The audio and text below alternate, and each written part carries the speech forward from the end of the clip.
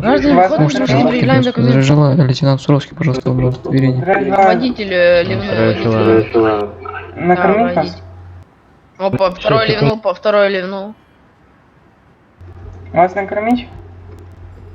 Гражданин, Ваш глаз паспорт вводим. гражданину в лицо. Кому документы такие? Я понял. Все хорошо, спасибо, вы можете ехать дальше. Я последний раз зафиксировал. Там трое ливнуло, но я первого не зафиксировал, второго гражданин, зафиксировал, я третьего. гражданин,